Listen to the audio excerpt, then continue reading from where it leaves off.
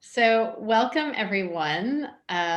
Before we start, I do want to say that for those of you who would prefer to access this webinar in Spanish, you can do that by going to the icon at the bottom of the Zoom screen that looks like a little globe and clicking it, and you will be able to access simultaneous interpretation. I'm going to say that in Spanish as best I can. Bienvenidos a todos. Antes de comenzar, si prefiere el español, puede acceder a la interpretación simultánea haciendo clic en el icono que parece un pequeño globo en la parte inferior a derecha de la pantalla de Zoom. And our interpreters tonight are Rosario Aragon and Marjorie Farioli. And I would like to just say to our panelists and to our participants who ask questions later to be mindful of not speaking too quickly. You don't have to speak slowly, but just a fun fact that I learned recently is that for every English word that I'm speaking, our interpreters speak approximately 5 Spanish words.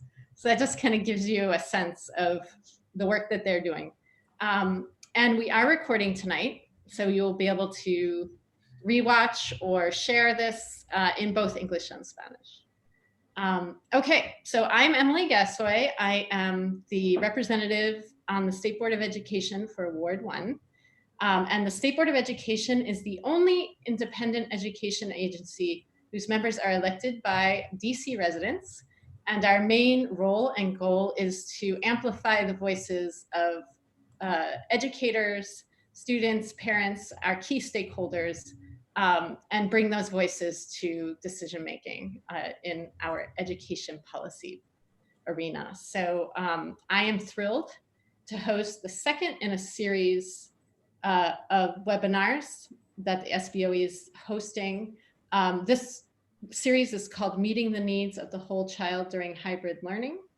And normally I would be hosting with my colleague Zachary Parker from Ward 5. Unfortunately, he cannot be here with us tonight.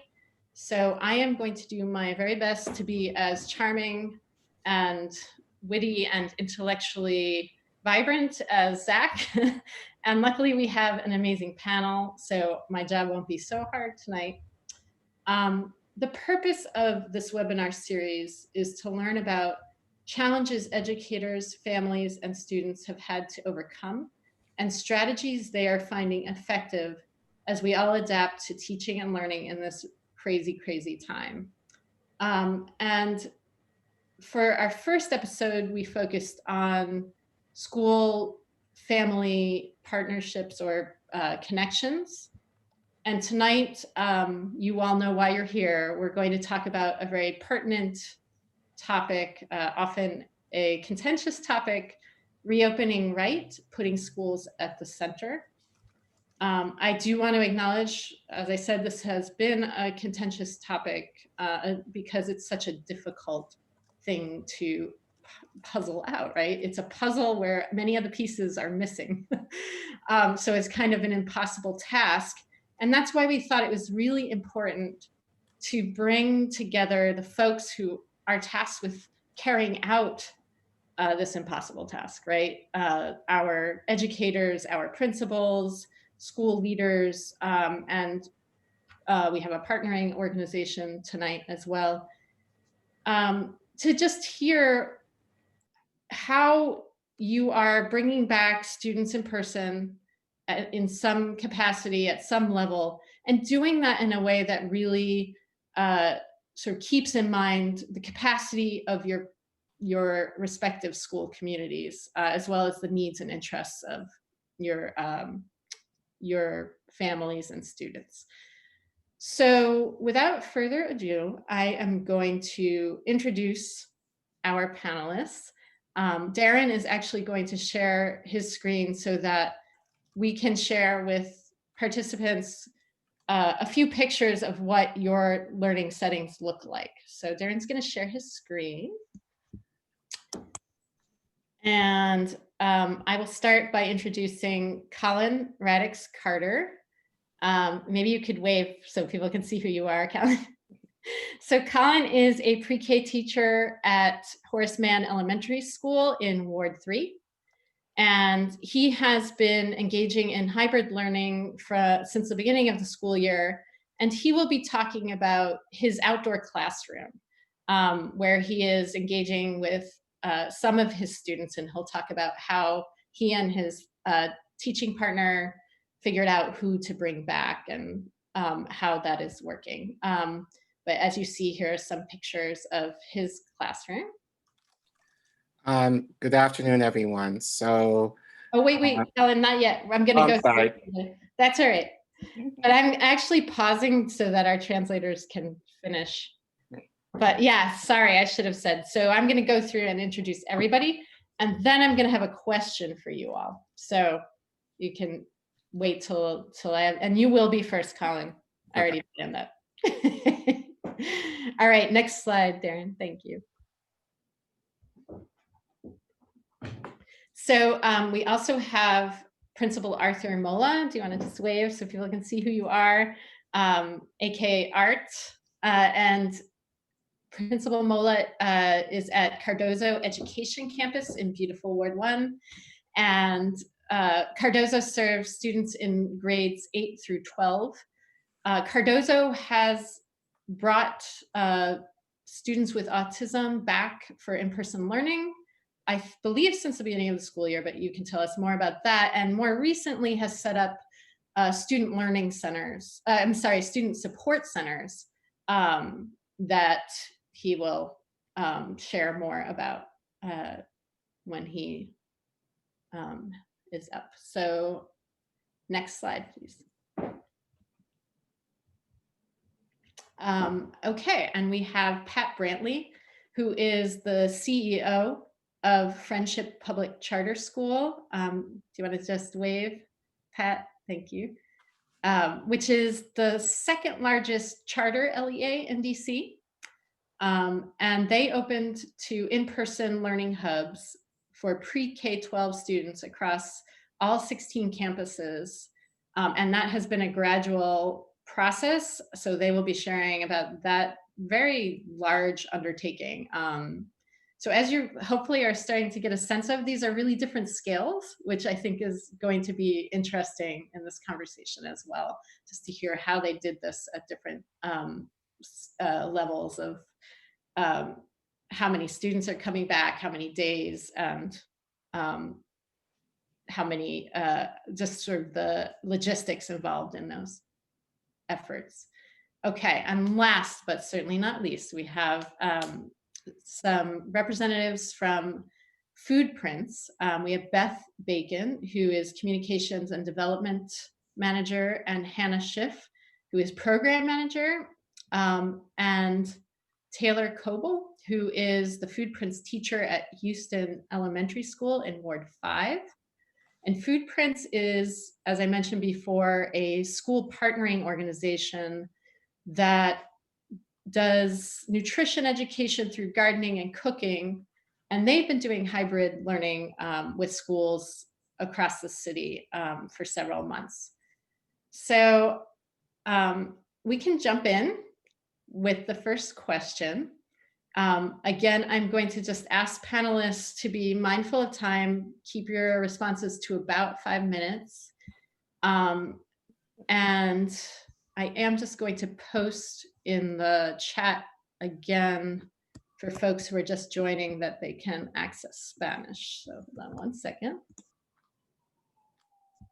Okay. You guys ready for the first question? All right, let's jump in. So this is for everyone.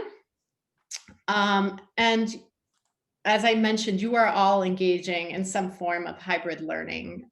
So could you please just describe for participants what this looks like in your respective setting, and maybe start by giving us a sense of your school's demographics broadly, like how many students your school serves, what the demographics are, and then what your initiative looks like within that context.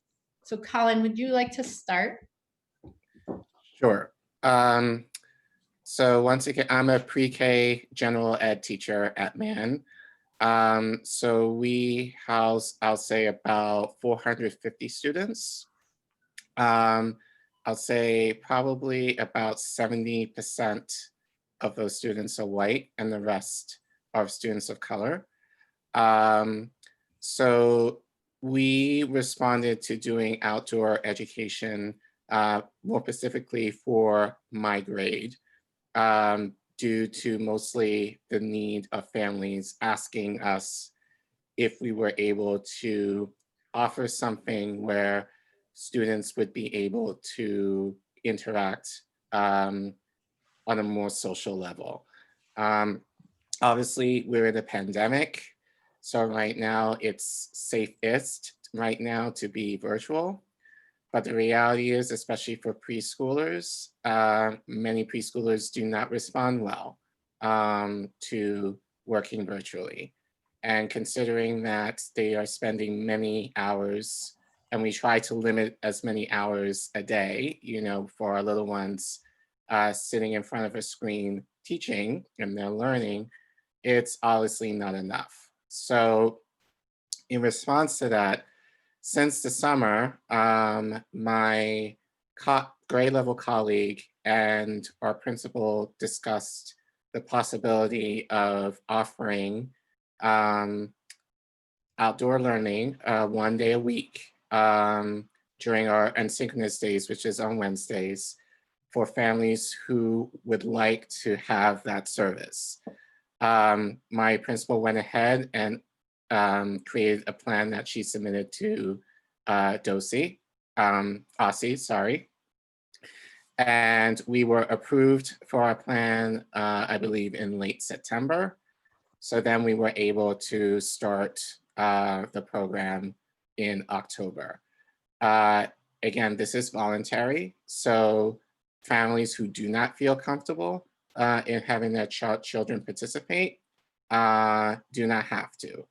So I'll say on average, I have a class of about 18.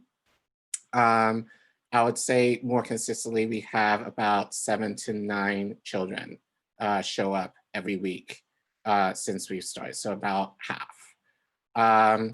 We did this as well in connection with our ELL teacher and our SPED inclusion teacher who work in the lower grades, because obviously our ELL students and SPED students have particular needs that they would need more face-to-face time. So they're also coordinating with on Wednesdays that they're also on campus. So we've coordinated in a way that students who see them for ELL or SPED services come with me and my partner teacher during our time, and then they can transition over to their time for ELL or SPED services. So it works out that we're able to meet the needs of our most vulnerable students in pre-K who need that support.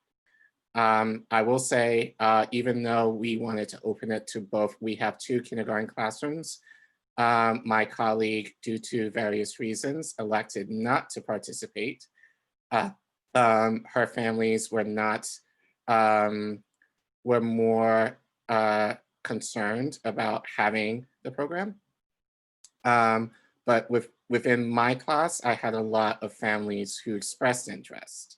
So I was able to kind of have to go ahead with the support of my principal and administration to follow up, providing this need for my families who were wanting to have that special time for our students to come on campus.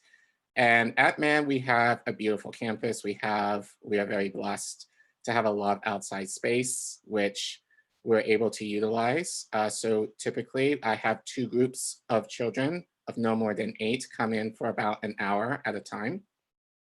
Part of that time includes free play. And then we'll have a morning meeting, and then we will have a planned activity. We are also very fortunate to have a school gardener on campus who is part on staff, who the last few weeks has been able to kind of show the children, the various places, on campus where we would typically take them if they were there. So we've been basically essentially going on hikes around campus just to talk about the greenery and the facilities that we have. We have our outdoor farms, which we're able to take the students to. This has turned into a curriculum idea of a student who was in one of our farms a month ago, picked up a trash bag, a plastic bag, and he told my partner teacher, "This is bad for the earth." And we've been, as of recently, we've been having a discussion, and yesterday we've had an experiment to engage the children in the idea, well, if plastic remains in the ground, what will happen to it? So we've been able to kind of create curriculum based on the interests of the children. And for children who are not able to attend, we use the Seesaw app to connect with the children who are not able to participate on a Wednesday outdoor learning. We kind of share out on Thursdays what we did. So those students who are not able to necessarily be a part still feel that they're still participating in other ways using the app. So a mix of technology and a mix of, and then just in addition to the things that we would normally do, has kind of bridged the gap as far as having our students make the best out of the situation during the pandemic. The only thing I would say in connection to what we're doing, I wish we were able to offer longer than an hour for our students. We do have meetings that I have to attend to on Wednesdays.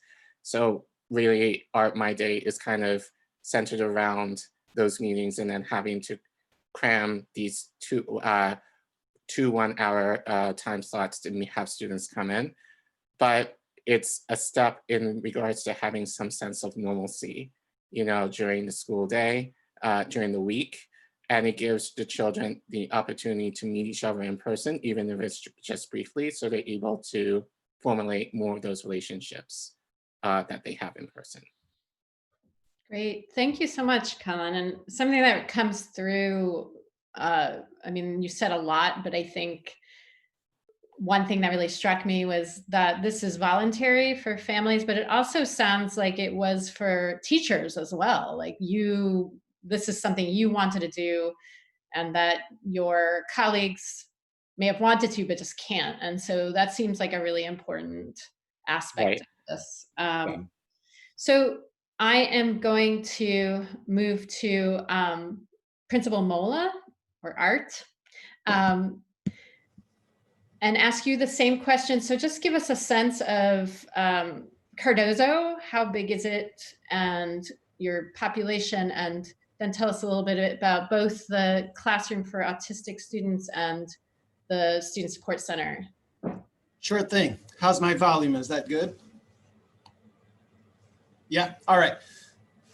So similar to Collin, I think we probably went through the same exact process, and that was to submit a proposal for the Student Support Center. And I'm sorry, before I jump into that, Cardozo Education Campus is located in in Ward 1, right there on the edge of Cardozo and Columbia Heights. And one little correction that I take full responsibility for is that being an education campus at the secondary level means that we serve students in 6th through 12th grades. So, so with that being said, just 2 more grades added to that 8th. That's Cardozo. Demographically, Cardozo is an interesting place, right? We're in the middle of Northwest DC, or in the Columbia Heights area, where you would think that demographically the school would somehow resemble its neighboring community, when it actually does not. Our school population is completely 100% students of color, almost right down the center, with Latino being about 50% and African-American being the other 50%. We do have, by way of our International Academy, a small percentage of students who come from African nations, Asian nations, and other parts throughout the world, including Europe. So with that being said, by way of our International Academy, Cardozo is quite an interesting and unique campus in that almost half of its population identifies with an immigrant community of some sort as being recently arrived, or the term that's used, newcomers. So between that population and the more native Washingtonian population, mostly represented by our African-American student body, you know, Cardozo is a school community that represents just about every demographic that is impacted by either poverty, discrimination, violence, and all of the other factors that come into play. So now moving into you know, the process with which we opened up our doors to our students, which one could say, you know, every child at Cardozo is a student that identifies with one of those factors that puts them in an at-risk category. It was interesting to see that, you know, while not everyone was dying to come back to school anytime soon under this pandemic, it was very clear that there were certain groups of students being very adversely impacted by being separated from their school community. I'll focus in on my my wonderful teacher in the autism class, which is also called CES, Communication Education Support Program. She, along with her parents, the parents of the students in her class, agreed that there needed to be at least 1 or 2 touch points throughout the week that was able to provide in-person learning. And we did that. I think one of the photographs that was on my slide showed the group of students as they were entering the building. So when we filed or submitted our proposal for a student support center, we also included one in-person learning class in that proposal, and that was the CES class, or the autism class. And it's been an absolute hit. The parents love it. They're so appreciative of it. And I can't tell you how wonderful the students have responded to it. The rest of our student support center, though, is what many folks probably have heard at the elementary level as being a care classroom, right? Where young people come to the classroom, they open up their laptop, they engage virtually with the teacher through their laptop. And we have a caring adult in the classroom who's there to respond to just about any immediate need, whether it's a technical difficulty, you know, clarity or clarification on what's being taught. We do have a few volunteers that come by way of some of our community-based organizations. And for the most part, it's really a safe, Wi-Fi dependable space where students can come and just focus on what they would be doing at home, but inside the school building. And it does provide that element of safety and community that they have been detached from for such a long time.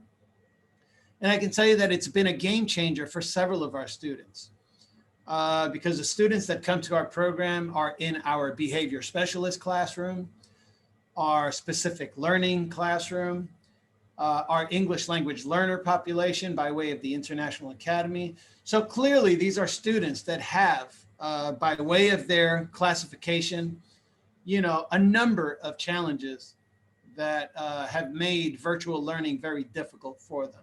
By opening up a student support center, and I will say, you know, with pride, we were the first of the secondary schools to open up their student support center. And I would even argue we may have been the first across the district or tied for the first across the district. And we say that with pride. So to that extent, you know, Cardozo too is offering in-person experiences for their students. It's open to all of our students. While we have targeted certain groups and populations, like I said, the entire student body at Cardozo is at risk in some form or fashion. So, opening up to all of our students was the right thing to do, so that it's not discriminatory or exclusive for any one particular group of students. Thank you so much, Art. And something that really stood out to me was that it's interesting that you were saying not all families wanted to come back. I think there's an assumption that everybody is sort of banging down the doors of our school buildings, and that I keep hearing is actually not the case. So that actually reaffirmed what I have been hearing. Can you just say quickly how many students are being served in each of those settings? Sure. At full capacity, the proposal that we submitted was to serve somewhere in the ballpark of 150 to 160 students. We're coming up on about half of that. So, across the entire week, we would have served anywhere between 60 to 75 students. Got it. Thank you. Okay, now moving to Pat. If you could tell us a little bit about Friendship Schools, how many students you serve across your campuses, and then again, the demographics, and then tell us a little bit about what the in-person learning looks like at Friendship. We can't hear you. Unmute. The unmute. Thank you. I have to say first, I really enjoy hearing how the other programs are operating and got started. I think we're all trying to meet the needs of our families and figuring out different ways to do it. So as you said, I'm the CEO of Friendship Schools. We serve children from age 3 through high school across the District of Columbia. Wards 4, 5, 6, 7, and 8 are where our campuses are located. We also have a fairly vast now network of alumni who are now in college or in the workforce, and we continue to support them. Our demographics are 99.9% minority, primarily African American. We are majority considered at risk for our students. Our program really seeks to meet kids where they are and provide them with the supports that they need to be successful. For our learning hubs, the demographics still play out. It's just about the same. We started with 3 hubs the week after our typical virtual program started. So school opened across the district. We immediately opened with our virtual learning, and a week later, we offered families the opportunity to come into our learning hubs.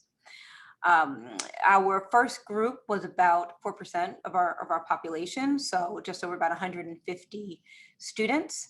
We've since expanded that to about 360 as of November 9. The students come in for 4 days a week, Monday, Tuesday, Thursday, Friday. They are still following their virtual peers. So they are in very similar to what you would call a CARES classroom, but they've got a supportive adult to help them. And they also have time for structured activities, and to the extent that we can, time for activities that are outside. We, like everybody else, when we closed in the spring, we thought it was a temporary closure, that it would just be a few weeks and we would get right back. We did our best to deploy, technology and other things to our students. I think what we've heard from parents is that we did pretty good in that regard. We knew it wasn't working for all of our families. We planned in the summer for a hybrid return. We planned along with the city for that hybrid return. That's sort of why we have that Monday, Tuesday, Thursday, Friday, because Wednesday was going to be our day for cleaning and switching the cohorts. And so we followed that. Once we figured out that schools wouldn't open up in a hybrid way, hearing from our families, hearing from some of our staff that they felt like our students needed a different level of support, we put all of our efforts into opening the strongest virtual program that we could. Like, the investments in virtual are critical, and that's what we went to do. And then we turned to the idea of opting in for parents and for staff members who chose to do so to support the kids who needed it most in person. What we are seeing with our students who are in person is that there is generally a higher level of special need, but there is also a higher level of students where there are multiple kids in the family. And so it's 3 or 4 siblings, and that's harder to support at home. We also have students who are the children of essential workers or children of people who may not be as comfortable with helping to guide the virtual learning. It's just harder. We look at our students who are in our learning hubs, and of course, attendance is better in their virtual classroom for those students. And we see that they are thriving in ways that they weren't thriving when they were at home in virtual. One thing that's interesting that we look at is that we survey our kids, probably too much, but a lot. And even as students told us that they felt confidence with distance learning, they also told us, and we also saw high levels, 80% or so of students who are reporting loneliness and isolation and really, a decline in their mental health. And so providing this opportunity for students to get together isn't only about the academic parts of it, it is about social emotional needs that our children have. And so that sort of describes the program that we have, and look forward to the discussion. Thank you so much, Pat. And yes, to the social emotional piece. Thank you so much for bringing that into the conversation, and we will get into that more. Okay, moving on to FoodPrints. I think, Darren, if you could share your screen again. They have some slides just to give you a sense of what FoodPrints does, because it is a little different than, the school setting, or they are able to transform what the school setting looks like. So I know Darren had to step away. He has a 2-year-old at home. Are you there, Darren? Okay, well, maybe you all can get started, and he will hopefully be back very shortly, and he will share his screen. So again, the same question, and if you could just share how many schools you work with across the city, and explain, I guess if you're going to talk about the schools where you're doing hybrid in particular, what their demographics are, that'd be great. Sure. My name's Hannah Schiff. I'm a program manager and lead educator with Fresh Farm FoodPrints. FoodPrints is the education wing of a DC-based nonprofit, Fresh Farm. And FoodPrints functions through a model of sustained partnerships with 15 DC public elementary schools in all wards except for Ward 3. And we provide comprehensive food education through growing, cooking, eating, and supporting academics at each of our partner schools. Our vision is to provide more students, families and students with more opportunities to choose and enjoy nutritious foods in school cafeterias and at home, and for students to show improved long-term health and academic outcomes. What makes FoodPrints unique? We get our students excited about growing and preparing and enjoying fresh, local, whole foods. And we have a comprehensive curriculum that is aligned to local DC and national standards that bring science and math and social studies to life through hands-on lessons. And we engage families through cooking sessions, cooking nights, and parent volunteers. I'm going to talk about the 4 parts of our mission, and you're going to be like, how does this happen online? This makes no sense. But I'm just going to go through it real quick, and then I'll tell you how we've pivoted during COVID. So the 4 parts of our mission are grow, cook, eat, and learn. Grow, students work in their school gardens. They plant seeds and learn how to care for everything that's growing and harvest it, and bring it up to their classrooms to cook. And they do science-based learning and investigations in the gardens as well. And then the second part is cook. This is the part you'll hear students talking about in the hallways of, oh, we just harvested all this produce from the garden and we get to cook it with other produce that the teacher has sourced from farmers markets. And these students pretty much by themselves cook a delicious meal together, which is super fun to see. And it brings, literacy, reading recipes, math, scaling recipes. Here we are, just so you guys can see. Scaling recipes. If you want to go to the one that says cook on it. Thanks. So yeah, it brings science and math and literacy to real life scenario, and the kids really love it. And then next we have Eat, which students, you can go to the next one, whatever. Thank you.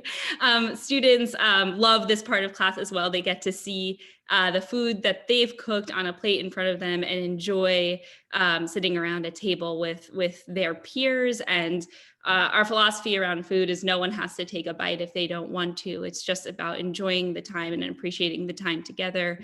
It can take 8 to 10 exposures for a kid to want to even try a new food.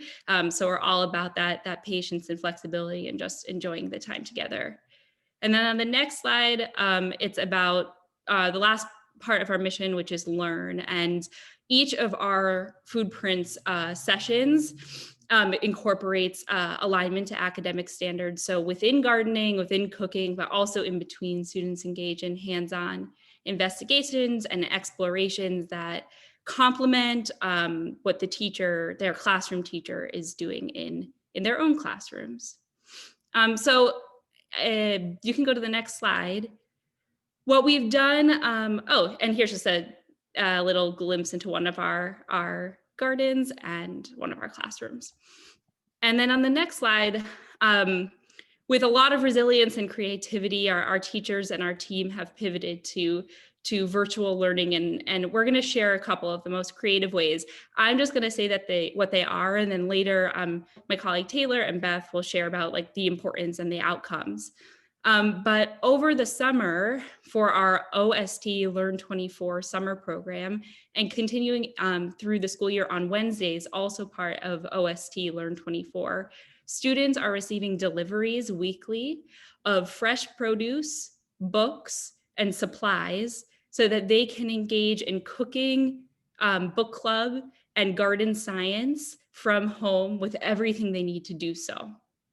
So these supplies arrive right to their door. We did this over the summer, and it was so great for the students to be able to really participate wholly in everything that the teacher was doing and doing along with them. And then separately at Tyler and Burroughs Elementary and soon Ludlow Taylor, we've started garden clubs. So at Tyler, it's the FoodPrints teacher, the PTO, and the principal working together. They've send a sign up at the start of every month, and families are able to sign up for a weekly Wednesday garden club where students come and they do learning, exploring, and garden maintenance over at Tyler. And the principal there has been, and the PTO have just been huge advocates for making this happen, and it would not have been possible without them. Taylor will talk more about Burroughs, but Taylor has been inviting a family at a time or a pod at a time for extended time in the garden with her as they do garden tasks and explore and just a different type of learning together in the garden. And then finally, at Ludlow Taylor, I'm about to pilot this coming week a program, again, similar to Tyler, with signups so that people can sign up and attend Garden Club on Wednesday, 2 different groups, K through 2 and 3rd through 5th. But also at Ludlow, we're going to pilot working with the self-contained. There's 3 kids in that class. It's another CES class. So we'll pilot that, them coming out to the garden, and then as well as the care classroom will come out to the garden at Ludlow Taylor as well, once a week for each of those. So yeah, that's what we've been up to. Thank you so much, Hannah, and thank you, Darren, for sharing the slides. I think that really helps. And it's just it seems like such a exciting program at any time, but especially now. So I'm excited to hear more about the actual class that Taylor's going to share about. So I have a second question that's actually just for our school leaders, so for Principal Mola and for Pat. And that is to describe the process you went through. First, to decide to bring students back in person. And then second, some of the challenges you've had to overcome and the strategies you have used in order to make it possible for your school community. So do you want to start, Art? Yeah, I'd be happy to. So I'll say that the motivation behind even contemplating some form of in-person experience was driven by a lot of what we already talked about, right? Those overwhelming situations that our families are under, and the impact it's having on their children.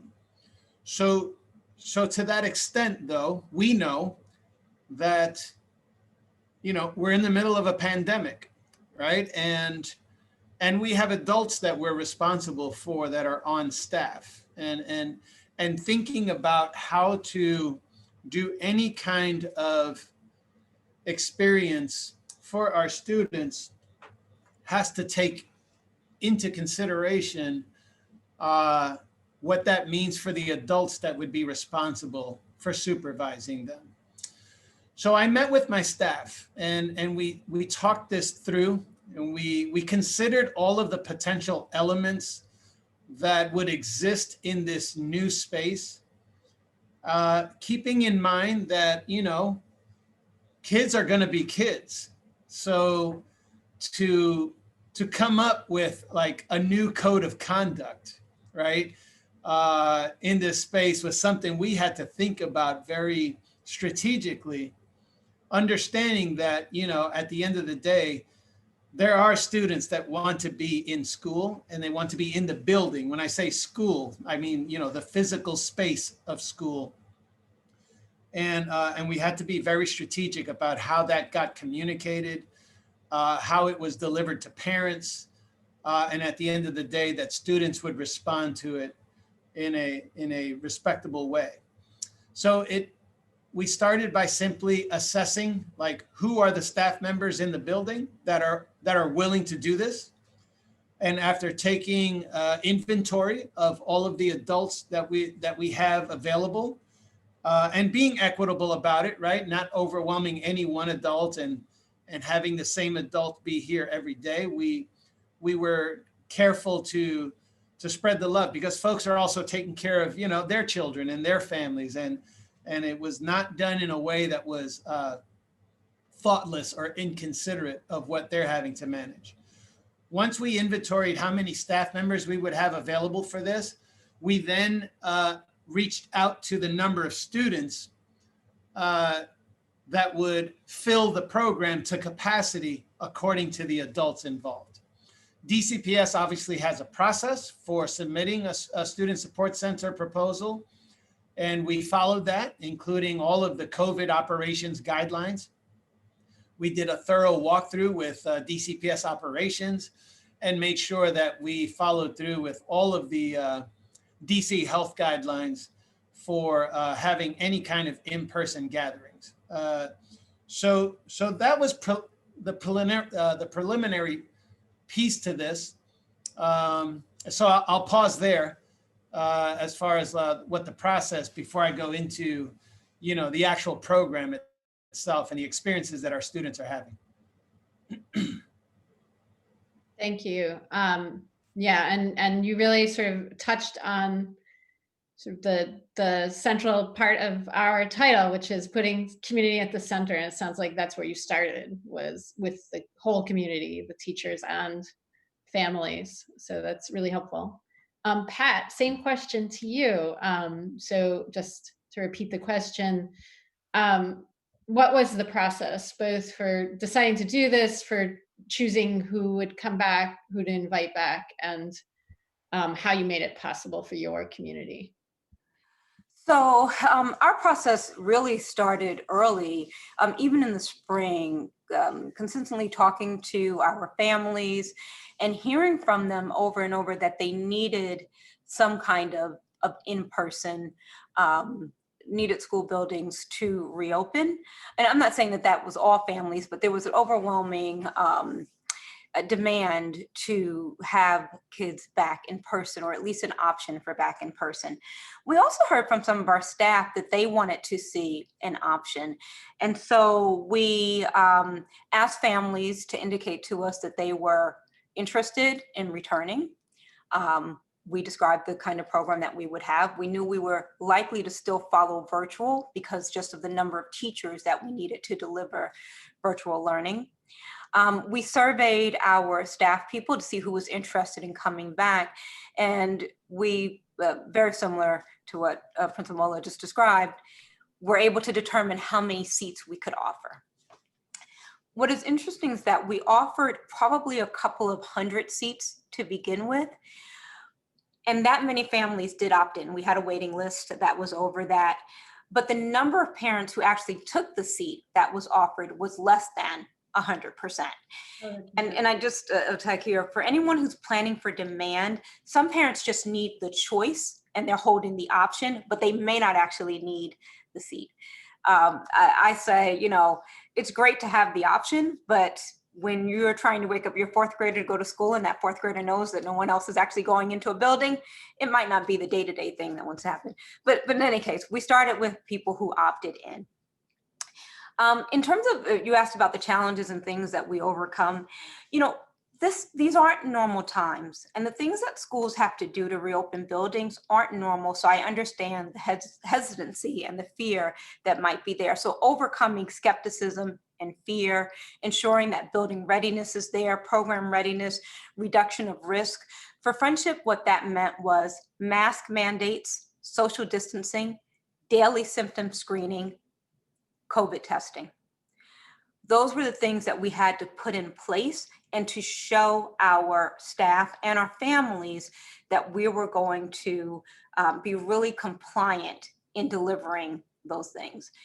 Once we did that, it's really interesting. One of the staff members said, you know, initially I was one of the most vocal skeptics. I just didn't believe that it could happen. But once I saw it and walked through it, I was more interested. So we had our first group that came in, said it was the week after regular school started in August. And then in November, we expanded. When we expanded and staff were able to hear from other staff that were in the hubs, they were like, wait, we're interested in coming in too, because we've been able to see what you've done, and we do trust that it will work for us. But it's constantly working with our school community. I ask all the time, what are we doing and what could we be doing better? Well, I'm glad that we've been able to offer this. I say all the time, we can't pat ourselves on the back. It is minute by minute and day by day. Are we following the masks? How's the testing working? How's the social distancing working? So the challenge is, from my perspective, a lot of it is building readiness, but a lot of it is confidence and building the confidence in what we're doing and doing it over and over. Another challenge that we had to overcome was the staffing, not school staff, partner staff. And by that, I mean nurses and health technicians and people that, you know, we need more people who can be in the school supporting this, because this is a pandemic that's about health. And so ensuring that we had enough people to provide the supports we needed, particularly as relates to testing. Thank you, Pat. That is really helpful. It was a lot of detail, and obviously safety is front and center for everyone, I think. So hearing that is very helpful. And I know that that's something that charter schools are picking up themselves, but you know, DCPS is offering for the care classrooms now, or the in-person learning, to have testing done, but we do want to see that sort of citywide. So it is something the SBOE is going to be pushing on, and we're working on a resolution for that, just so you know. But we were inspired by you, actually, from talking with you and hearing that your school is doing that. I do see questions in the chat. And I just want to say we are going to leave time for Q&A. So we will start with those questions once we get there. So just thank you for putting, and please do continue, participants, to put questions in the chat. And I would say also for our panelists, if you have comments or questions for each other, please feel free to utilize that. So I am going to go to a question just for our teachers, including our FoodPrints teachers. And I'd like to know, sorry, I have to find my question. Okay. So you're doing outdoor programming and hybrid programming. So explain why you think this kind of programming is important for students, particularly during this challenging time. And then I'm going to ask you all, just as a heads up, to talk about sort of assessments for success. So if you want to fold that into your answer, you can, or you can wait. But if it kind of works to go there now, that's fine. So Collin, do you want to respond to that? Sure. So given that I'm in early childhood, you know, I have to consider two things. Developmentally, how appropriate is it? But I think in connection to the pandemic, you know, how can we do school in a safe way? And obviously being outdoors, you know, the risk is going to be there regardless, but as the science is proving that if you're outside, it minimizes the risk. And I think especially because, you know, we do have the advantage of having a lot of outside space, it definitely works to our advantage where our students are able to, my students are able to be outside pretty much the whole time, save from maybe going to the bathroom. But they're out pretty much outside the entire time, even now as the weather is starting to get colder, but I think generally once the children are playing, they don't seem to mind. So I think it's those two things that we had to consider, you know, as far as developmentally, what is appropriate for 4 and 5-year-olds to do, and then how can we maximize that with the restrictions that are placed upon us due to COVID. The reality is, you know, obviously a lot of their young children's development is social interaction, and there's so much that you can manipulate virtually. Children need to have that togetherness and that closeness and that interaction to kind of feed off each other in order to present ideas. But I think especially as they're playing, that a lot of their work has to stem from connecting with each other. You can't do that in an effective way virtually. So doing this outdoor, you know, obviously we're able to, you know, we're able to provide children with the idea of playing, you know, normally. But one parent, I think especially really told me this, that she has a younger daughter who is starting to kind of regress developmentally in connection to, you know, being just, you know, not being able to learn those social skills or cues that you typically would need to know as a 4-year-old, which as a teacher, if we were in school, that's the thing that we would be working on anyway. So again, it's very minimal, but being able to kind of address those issues, even in a very minimal way, with this, not just with her, but with other students, is a step towards, you know, helping some sort of their development kind of grow in light of this model. How do I determine success? Honestly, I've had other parents who may be at school for various different reasons when I'm there, make the comment how thankful that they are that we're even doing this at all. And these are families who are not necessarily associated, you know, with my grade or my class, but they are aware of what's happening, just of what we're doing in front of pre-K. And I think as someone said, I think they're very thankful that the option is there. Not to say that, you know, they would pursue it, but they have the idea of, oh, this program does exist. And if I wanted to, I can have my child take advantage of it. Many of my families have elected for their own personal reasons not to. And that's perfectly fine. But I think for those who need it, and I think those who desire it, we're able to offer this in this way. And I've just gotten nothing but thanks, you know, from my families. And then even my students whose families have said that they may not like virtual learning, but they love when they come to school with me and my partner on Wednesdays. So to me, you know, just the idea that students are saying that to their families, that generally they enjoy coming to school has been a huge benefit for us in that regard. Thank you so much, Collin. And Taylor, were you going to answer this question for FoodPrints?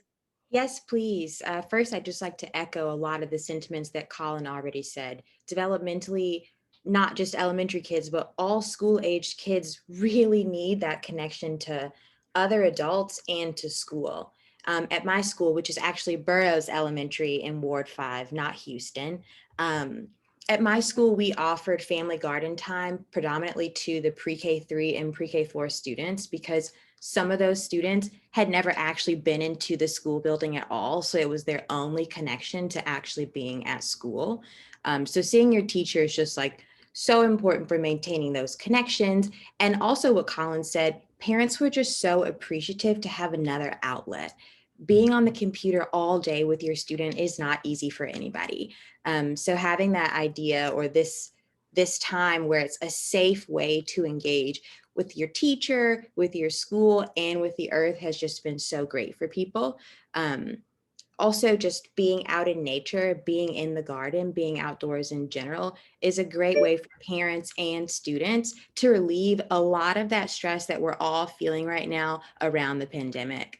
And then as Hannah mentioned earlier, one of the main pillars of FoodPrints is gardening, and gardening is a really hard sell virtually. But when you're in the garden and you're digging in the dirt, it's so easy for those students to get that science component and also just that hands-on piece where they really get a chance to appreciate nature. So definitely echo a lot of the same things that Collin has said. Thank you so much. And this is related actually for all the panelists, which is what are the outcomes for students? And I think, you know, Collin and Taylor, you've sort of touched on it. If there was more you wanted to talk about, I will come back around to you and ask. But let me go to Pat now, just to switch things up a little bit. And if you could just talk a little bit about what you've been able to assess during this very unusual time. These are very unusual times. What we've been able to assess is better attendance and participation for students who are coming in person to the learning hubs versus students who are at home. We are going to do a follow-up well-being survey around the loneliness and the isolation, but just from what we're hearing from our learning hubs, those students are reporting that they feel more connected, so that's a positive. There is a high, I think if you look across the country, people are reporting more failures or more Fs. And we certainly do see that there are more Fs in virtual learning, but there's less of that for students that are coming in person to the learning hubs. A lot of that having to do with completing assignments. Students that had trouble connecting at home, not because they didn't have some connection, because we were giving the mobile devices, but they don't work well if you've got multiple people who are trying to connect. So we definitely know that there is more connection that we don't have, you know, they have a stable place for the internet and so they can participate.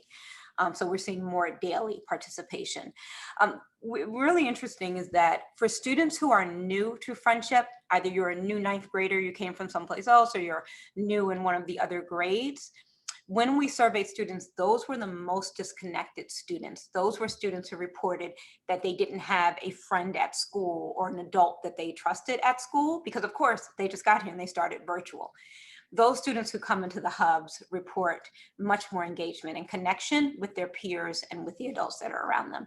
So that's what we're seeing as positives right now. Oh, I should say, for families, we've had families that reported to us that, you know, they had to continue going to work and they were taking their wages and paying most of it to somebody to watch their kids at home.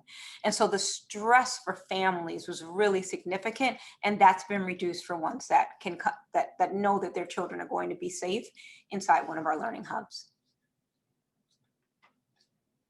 Thank you so much.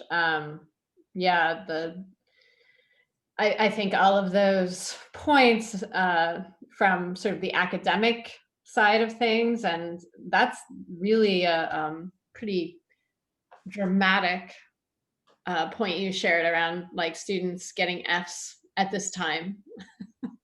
Just that in itself is such a crazy thing, I think, that they are getting Fs, but that this, the Learning Hub is actually helping to reduce that is, I think, says a lot, but also just the reduction of isolation and loneliness is huge. And I think it's great that you're doing this follow-up survey for students to sort of see how they're doing now. So thank you for that. Art, did you want to speak to this question of what you've seen in terms of outcomes? Absolutely. And I'm going to piggyback off of Pat. She reminds me of,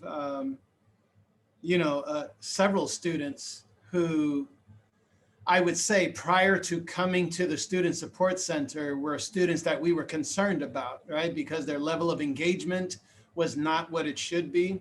And, you know, that sad, terrible article that we just recently read about the high fail rates across the entire country, that's the majority of Cardozo. You know, we have about 40% of our students have received at least one F.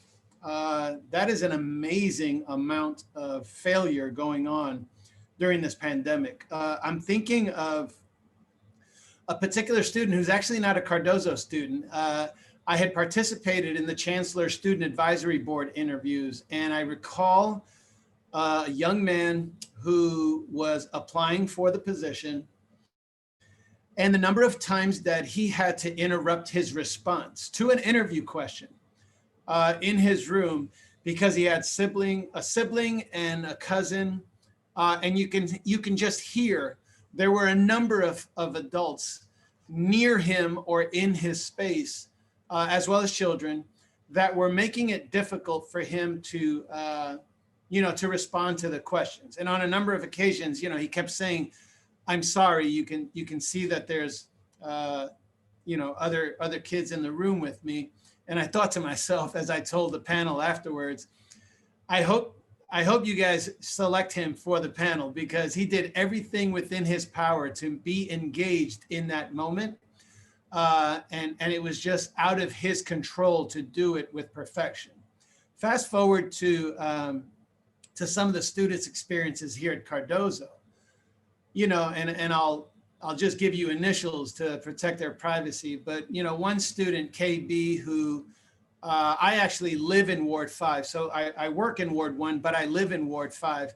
And I frequent the Giant supermarket in my Brookline community in Brentwood.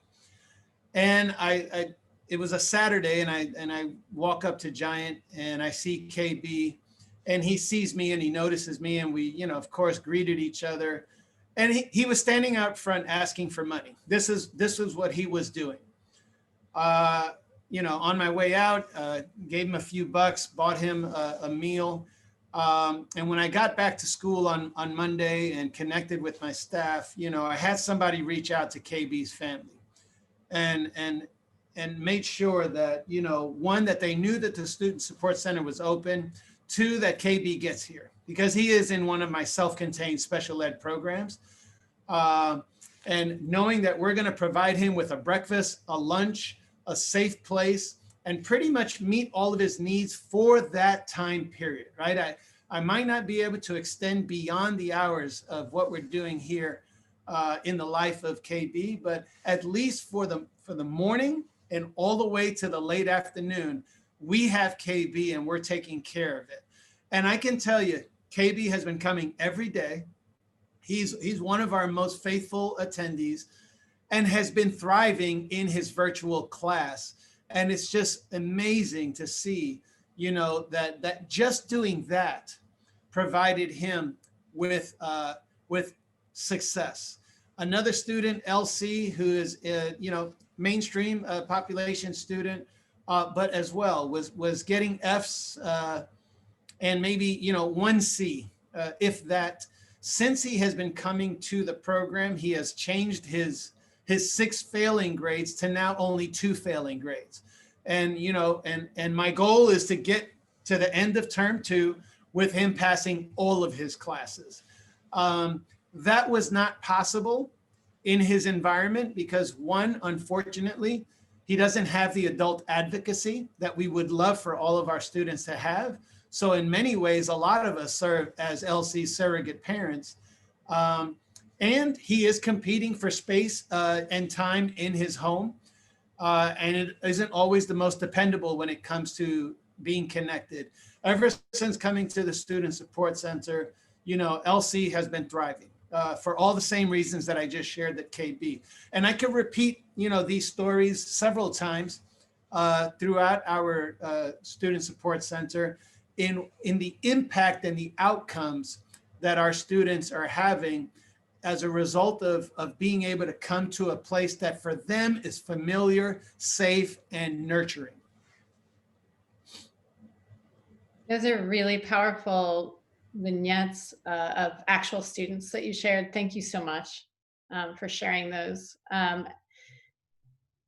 So Hannah or Taylor, did you want to share anything more about sort of the outcomes for students?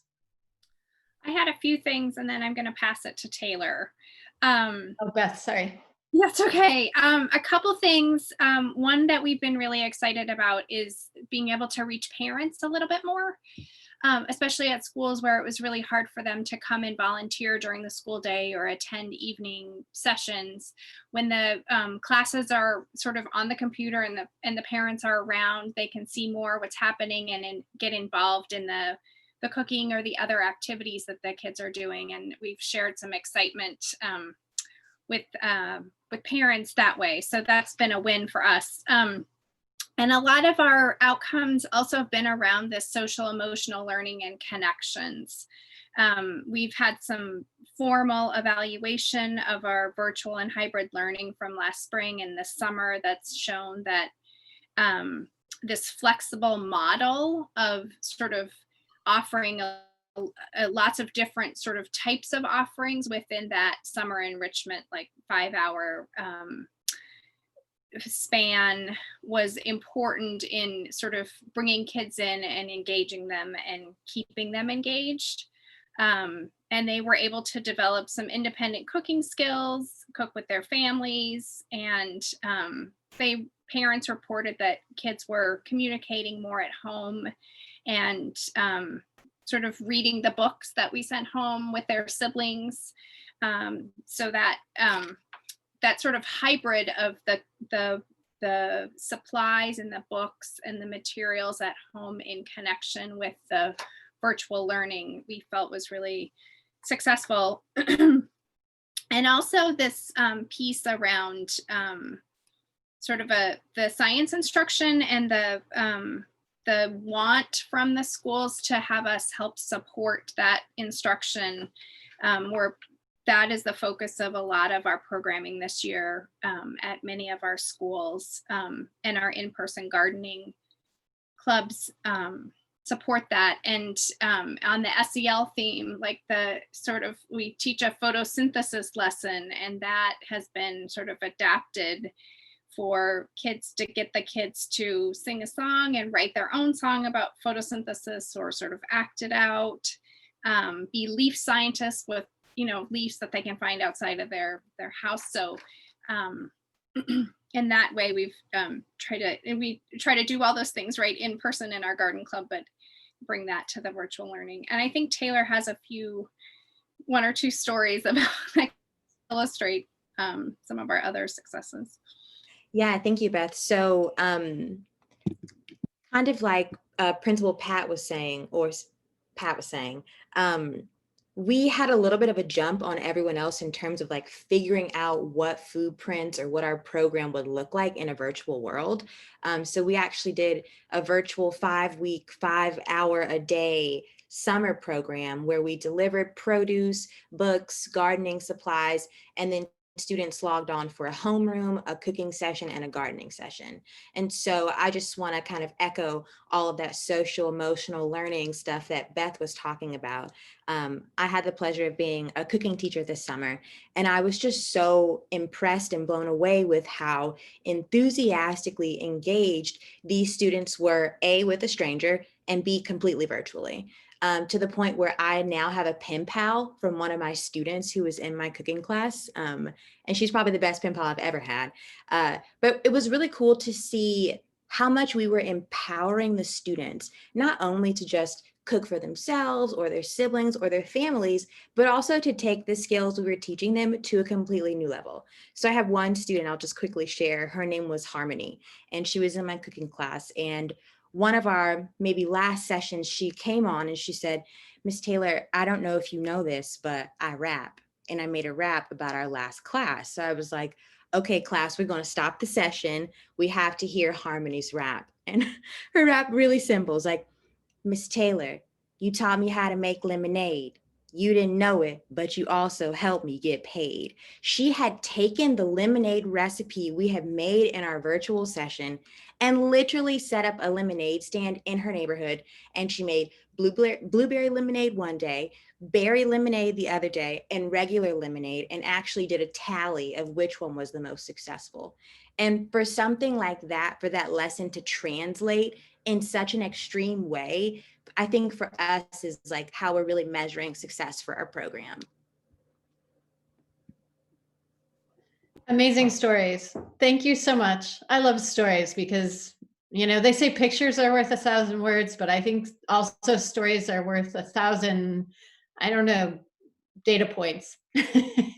So thank you so much. Very powerful. Pat, did you want to add? I just want to add to that. First of all, I love the story as well. These are hard times, but that doesn't mean that we can't learn from these times to be better. And we are learning that sometimes students don't have to finish their work when you think they should, but we've got to give them opportunities to turn in that work when they can. Early on in sort of our virtual, we had a family contact us and say, "I know he's not coming on, and I know he didn't turn in his work during the day. But because I couldn't work," this was the parent, "he had to go out and do gig work." And this was her teenage son. And at night, he turned in everything he was supposed to. So we've got to give our kids some flexibility in terms of what they're doing, because we don't know what else what might be happening at home. We found that our kids who are most successful in learning centers, some of it's because when they're home and they have younger siblings, they need to be in our learning hub so that their siblings can be taken care of, and then they can do their own work. And so that's just another reason I think it's important for us to think about what we're doing and why we're providing it. And it's not a student's ability to not do the work. It might be the access we're providing or the time that we're expecting to get it done. It could be the supports that they would get in person that they just don't necessarily have at home. So just really things for us to think about. But we have learned that there are kids who are really thriving during this time. And they're thriving because they get to pick and choose when and how they do their work. And that is something that I hope that we can carry forward as a community, as an education community, even as we get back to normal. Thank you so much for that, Pat. And I think the point that especially, I mean, I think it's always true that students need, obviously differentiation is a thing, but now more than ever, right? That it reminds me of what Collin started out saying, how there's sort of communication between his outdoor learning and his distance learning, but that, you know, those pieces actually help each other. And Collin, I remember when we chatted beforehand that you talked about some of your students who had been really shy or reticent to speak. And I do want to get to Q&A. so for participants, I did ask panelists if they could stay like 10 minutes after 5. So if you could as well, I would like to just have Collin share his story, and then we'll move to your questions. There are questions in the chat, which I can ask, or if you want to raise your hand, you can just ask them in person. So Collin. I think depending on what I shared, I think I might have an update from when I last spoke to you in connection to this. But I have a family who is from Korea. They've been here for a little over a year. And their son started with me in August. The child knows some English, but he just did not feel comfortable in speaking English. He has basically been in the care of his family for over a year and has not really had any interaction with any other peers other than the small Korean community that is based at the school where his dad is studying. So he would often keep saying to me and my partner teacher, Mr. RC or Miss Emma, I'm Korean, in English. And we will say, yes, we know that you are Korean. But he kept, for every once in a while, he would kept saying that to us. And then last week when we had his individual meeting and his parents came on the call, and I thought this was very interesting because it was very evident to me and my partner teacher that they memorized what they wanted to say to us due to, their emerging English speaking skills themselves. But basically they said to us that the reason why our son is saying to you, me, I'm Korean, is his way of saying, I don't feel comfortable speaking in English. I like speaking in Korean. So we told the family, it's okay for him, especially in a virtual environment where, again, there is not that interaction where you're kind of forced to explore speaking English. So we said to the family, it's okay in our virtual environment for him to take more of a backseat and listen and immerse the language. But fortunately, he's one of our students that does come to outdoor learning. So then we told the family that will be his time for him to use the language in a more direct way. And funny enough, just yesterday, he came to campus with us. So we did an experiment where we've been talking about our garden beds. We talked about the shapes that they were, and we talked about the plastic bag that I mentioned before. So we were going to bury them and a leaf and a napkin in one of the garden beds. So they were actually active, the digging and then making the holes and then, putting them in. But we talked about, so I asked the students to draw a picture of their prediction of what you thought would happen to those items that we dug in the soil in the garden bed. This child did a very great picture of like everything that he kind of observed and absorbed during that lesson. And I asked him about his picture. And fortunately, I was able to record it, but he was able to say, that's a tree. This is another tree. This is a leaf. That's another leaf. He needed help. He pointed up to the sky because it looked like he drew clouds, so he couldn't get the words. So I said clouds. And so then, just even in that instance, and it was maybe about 20 seconds, but it gave him the opportunity to really use this language in a way that was meaningful to him. But the great thing is because I was able to record it, I was able to show his dad right after when he went to pick him up. So that was validation for him and the family to say, this is possible, and this is definitely, and we're so proud of him that he was able to utilize that language in a practical way. So it kind of reaffirmed kind of our conversation of why we thought it was important for him to come to school, but being able to him to really have that opportunity to him to feel that empowerment to use English in a way that was meaningful to him.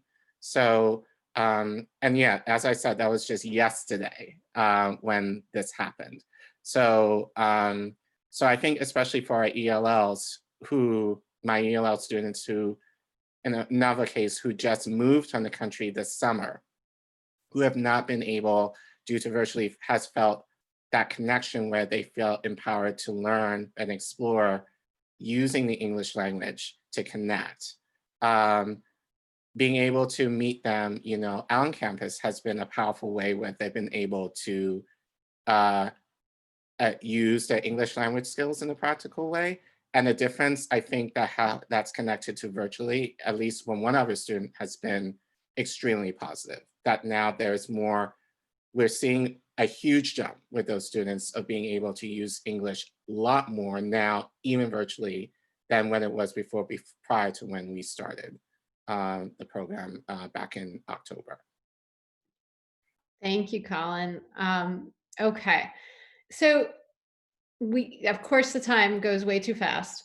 And I did have one more question that I'm not going to ask because I do want to get to participant questions, but I will just tell you what the question was. And if you think it's relevant to kind of also include this, which is what resources and policies would be helpful to make your work easier, to expand what you're already doing. So in responding to some of the participant questions, if there's something that would make this work easier, I would love to hear that. But one of the questions was in the chat, and this is, LaJoy, do you want to just go ahead and ask your question, or do you want me to do it? This is about serving students with IEPs. It's up to you, Emily. Okay, you go ahead. You're on there now. Go ahead. Oh, okay. Well, hi everybody. How y'all doing? My name's LaJoy. I'm a Ward 8 mom, and I have a child with an IEP, and I also work at AJE, the federally mandated Parent Training Information Center. And we have been getting an unusual amount of calls about, like you said, students failing, and many of them have been students with disabilities. And I'm just wondering, the students that are coming back, and I know those are, like you all are saying, a small hub of students, students that have autism or in need of special education services. How are you all dealing with IEP implementation, related services? We all know that IDEA is not waived. And so just wondering how you all are working through that with families.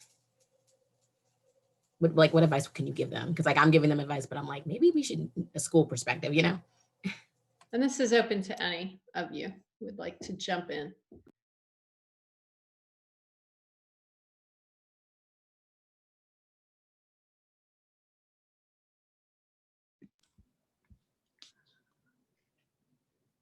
So I can speak generally to what we're doing. So, the way that our learning hubs work, where students are still following their virtual peers, we're providing all of our specialized instruction and related services virtually to students who are attending our hubs and to those who remain at home for those services. Our special ed coordinators, though, are meeting weekly to monitor compliance and what's happening and to see where more supports are needed. We are still scheduling our sort of special education testing that's one-to-one for both initial and reevaluations in person on our sites, because that's what's worked. For our in-person hubs, for students that require their dedicated aides are in person with them. So that's another way of making sure that the support is provided. So they're alongside their assigned scholar in the hub. We have seen an increase in the number of families with students with disabilities that have asked to come into the hub. Particularly, we have a few classrooms that are supporting students that are on the autism spectrum, so a few sensory classrooms, and we're seeing more of a demand for those classrooms. Thank you, Pat. I would say for me, I have 2 children currently in my class who are on IEPs, and they're young, and their families are working from home. So they have some freedom to help their children during the day.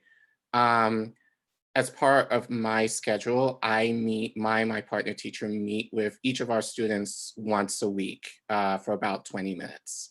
So that could be a combination of the student meeting with me, and they can just share whatever they want, you know, within that 20-minute time frame, or it can be a check-in, you know, with parents, or a combination of both, depending. So usually what happens is, especially with one parent, especially with an IEP, it's one way to kind of check in with her just to see what she's working on with her son. And that way we're able to kind of plan out, you know, different, you know, activities. And then again, just using our Seesaw app has been a way to help him keep accountable of, you know, I could say to him, you're gonna work on this. And then he's able to kind of send, you know, his project back to us via the app. Our SPED coordinator for the lower grades also works with these students virtually, but she's also volunteered to work in person, like during our, when we are at school. So we have coordinated that whenever this student in particular comes to school to meet with me and my partner teacher in our play group, then he's able to transition right from there to meet with her, you know, for a face-to-face specialist time on the same day. So again, just very thankful to my colleagues who are also willing to come on campus to meet the particular needs with our students, that we've been able to kind of coordinate together to figure out what will work and try to make it make sense with the families and their schedules.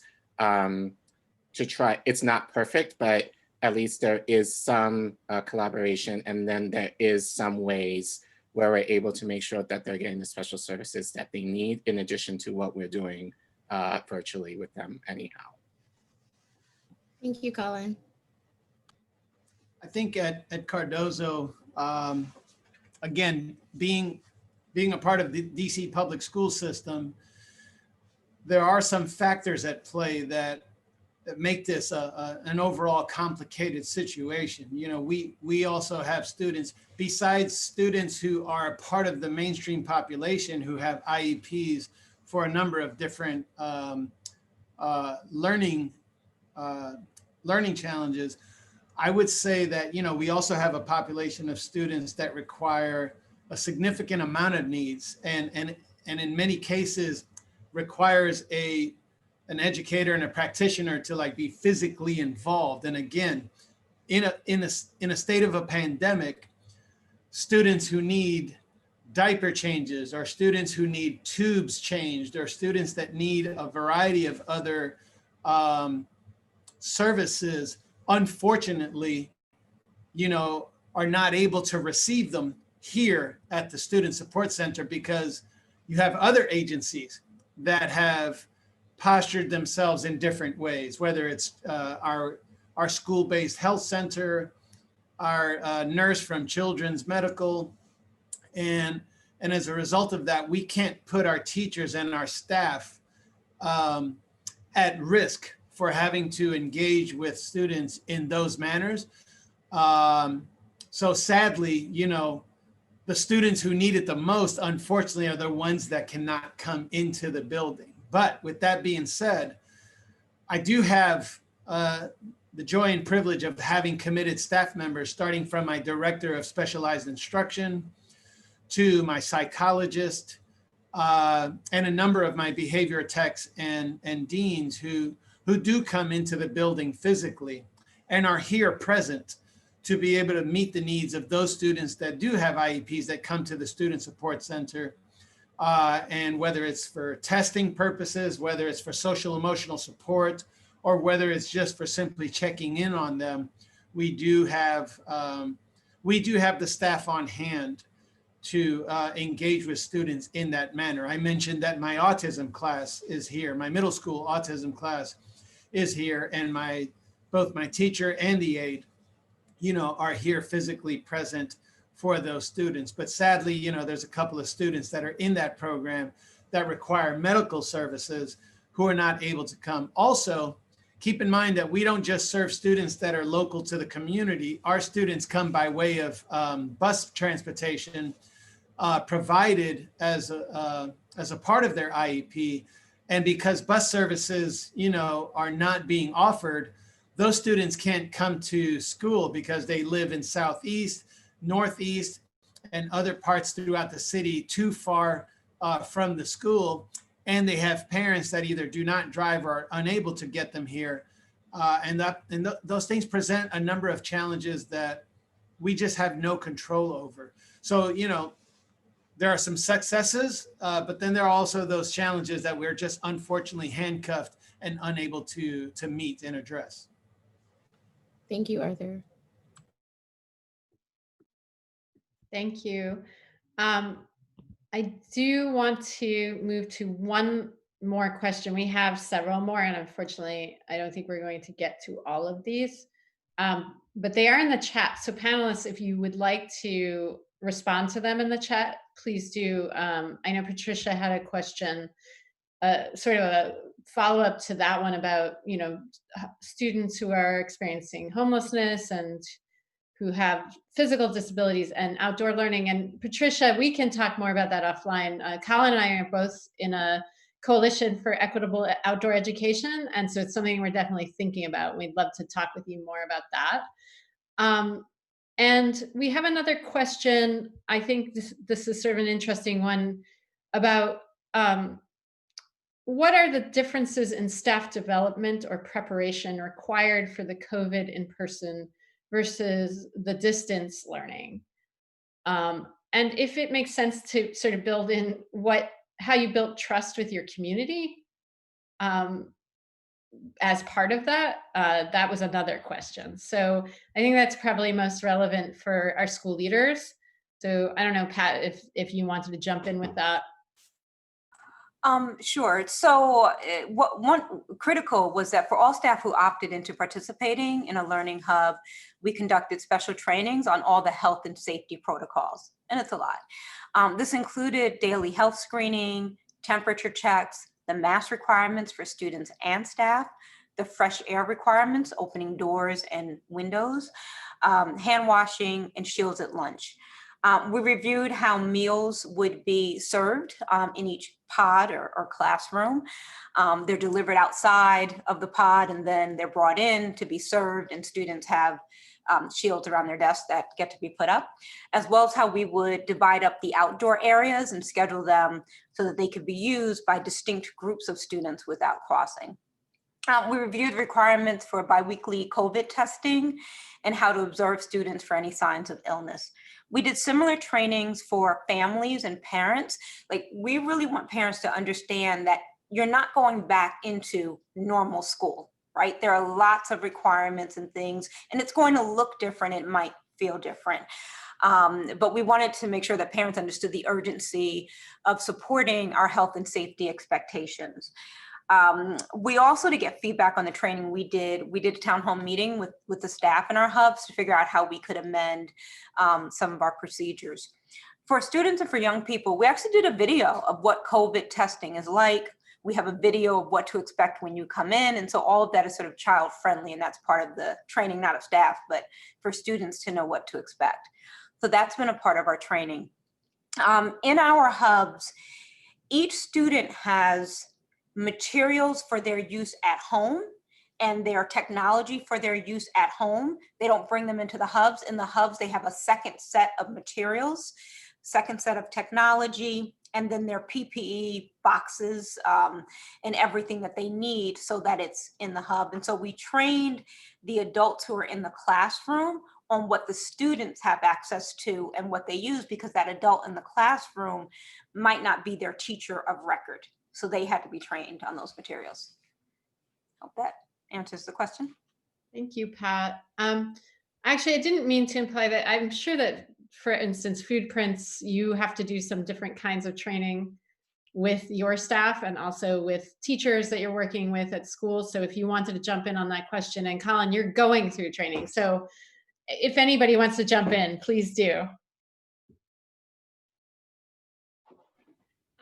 I would say from the teacher perspective, the nice thing about a garden is like a hybrid garden club is that that's what we've done for forever. And it's not as big a shift to social distancing, having masks on. It's just being sure that what we say is like, none of this would be possible without collaboration from the principal. Like, they are our best friends in this, and however they feel is best to kind of talk about safety protocols with the families and how to engage and how to spread the word and all of that. Like, that's what we do. And we just make sure our teachers know, like, to respect that and listen to that, and you know, and then, you know, what we've experienced, or what I heard from our educator at Tailor, is the parents, the families, the principal are all so excited that everyone is keeping their masks on, everyone is being, you know, respectful, because they're just so happy to be in the garden together.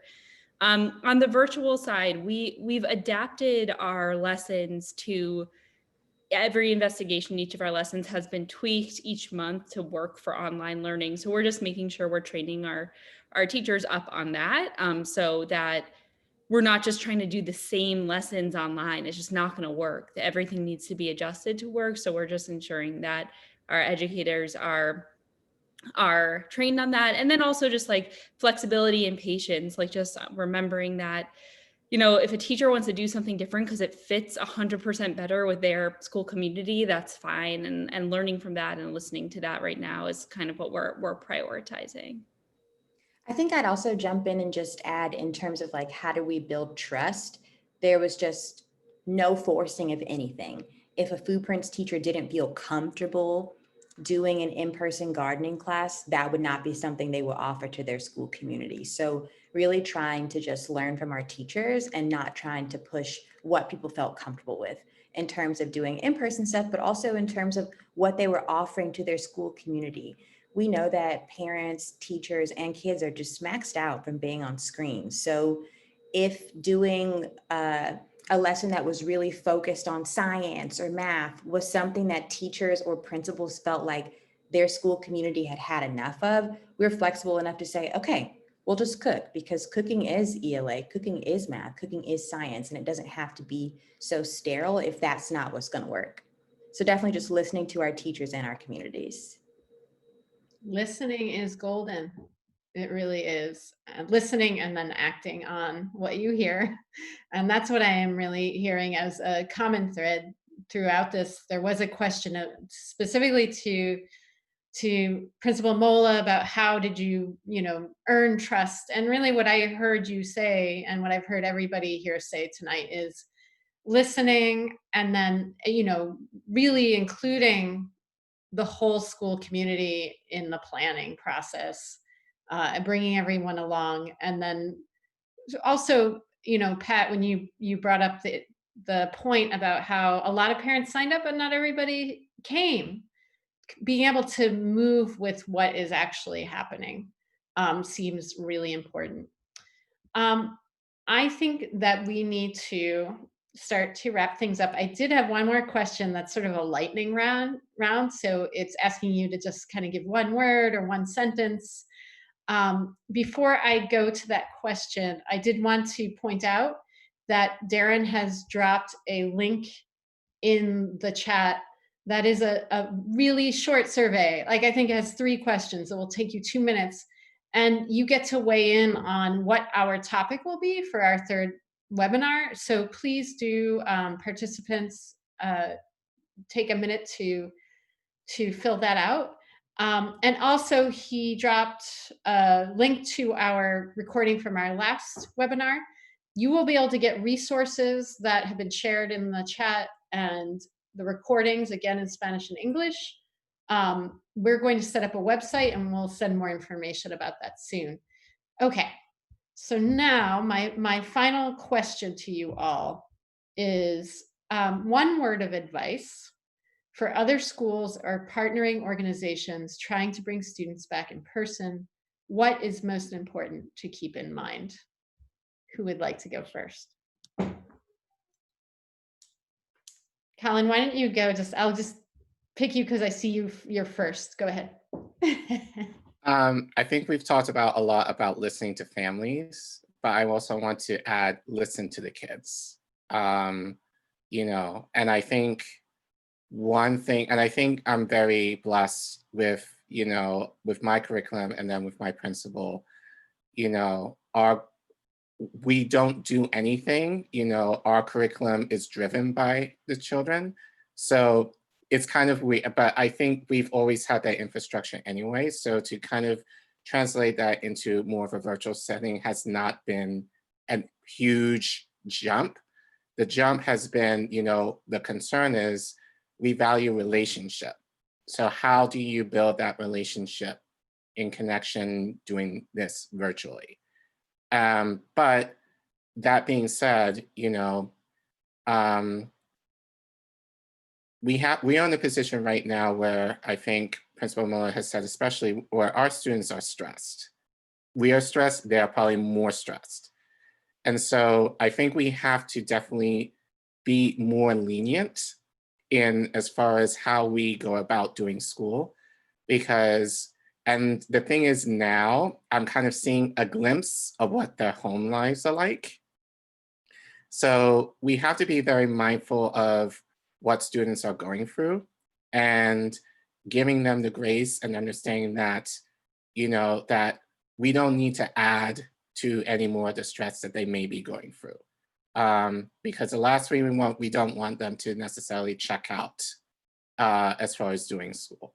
So I think listening, but being aware of your students' needs and doing your best to meet those needs. It's not going to be perfect, but I think if we definitely have more of that focus of listening and watching what our kids are saying and doing, then you'll be able to better meet those needs as best as you can. Thank you, Collin. Art.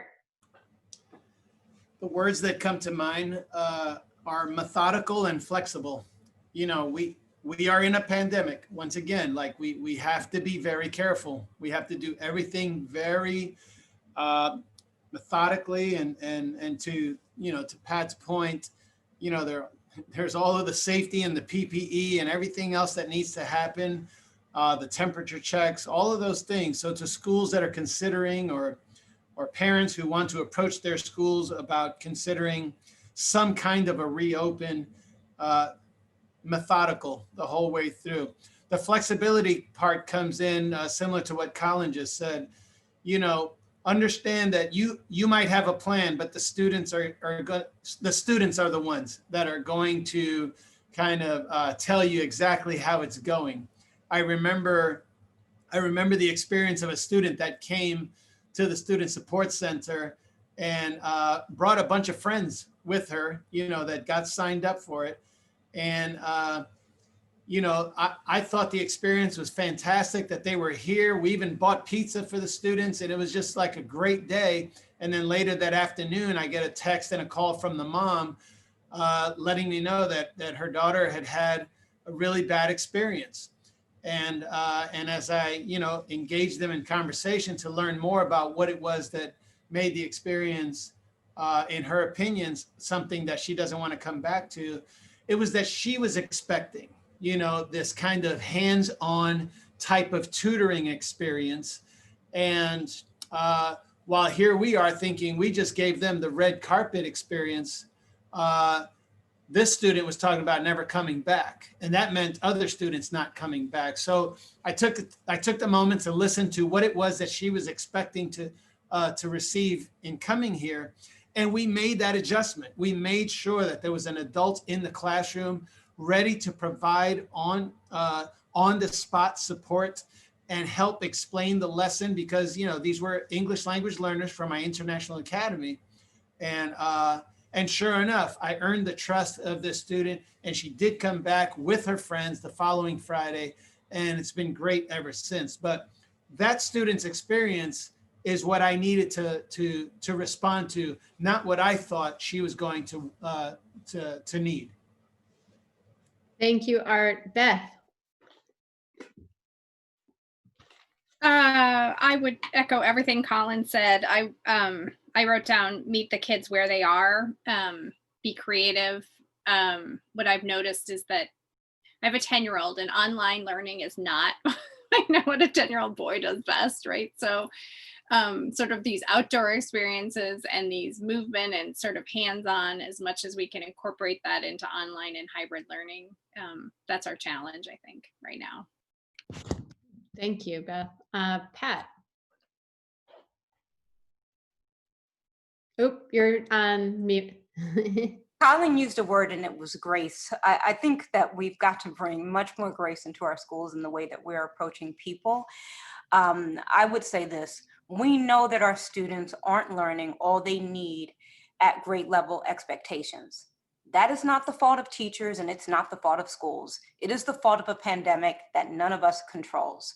But we're responsible for figuring out how to remediate and accelerate learning for our kids. And as a community, we need to come together and bring the resources together and think about going forward. Is that intensive summer experiences for all kids that need them? Is that a tutoring core? I think LaJoy might have said that in one of the comments that we bring into schools. Is that an additional teacher in the classroom all next year? We have to think about that. In terms of having kids back in school right now, the private schools and many universities are doing frequent asymptomatic testing. We need a coordinated approach to that. Friendship has done over 1,700 tests at this point. We've had very few positives, about 6. None of them affecting our learning hubs or causing a closure because there was no transmission in the hubs. Why is that? Because every single person was asymptomatic and we were able to remove them from being in our learning environment. But we wouldn't have known if we were waiting for symptoms or for them to self-report, I don't feel well. It took days before they didn't feel well, and those days they weren't in with our students. And so private schools, those kids are back, many of them. Universities have kids that are back. There are ways to get our kids back, but we can't do it by risking anyone and frequent, fast, asymptomatic testing, along with masks, along with social distancing, along with frequent hand washing, along without having shared resources, along with figuring out how you're going to do lunch and keep you away. Those are the things that could help get our kids back, get them back to learning. And so that's what I'd like to end with, that and the investment needed so that when we do start getting back to normal, that our schools can deliver the intensive experiences that our kids will need. I agree with Principal Mola, very powerful as always. Thank you so much. Hannah, did you want to add? Oh, I was just going to say it's so clear that everyone on this panel and all the teachers and principals and everyone in schools are thinking beyond outside of the box. And I think if people holding the resources to kind of answer Mr. Patterson's question a little late of if they can step out of the box to synchronous stepping out of the box, I think would be an ask of when we think about funding, can we match the brilliant principals and teachers that are thinking outside of the box every day with matching those resources to that thinking. Thank you for that. Yes, to funding and resources. Again, now more than ever, right? Taylor, you want to close us out? Sure. I guess the things that really came to mind for me were don't rush it and don't take it personal. Don't take it personal if teachers are skeptics. Don't take it personal if kids don't show up. And don't take it personal if parents are angry. This is a pandemic. We're all honestly doing the best that we can. We should all cut ourselves some slack right now. Thank you so much. That's such a good ending sentiment. And I think it goes to, somebody said grace. Yes, we all need to grant ourselves and each other some grace and understanding. And thank you all again to our panelists first for making time to be here, for sharing your experience and your wisdom, and for doing all that you do for our students and families. Just deep, deep respect. And thank you to our attendees, because I know there's a million things you could be doing. So thank you for joining us tonight.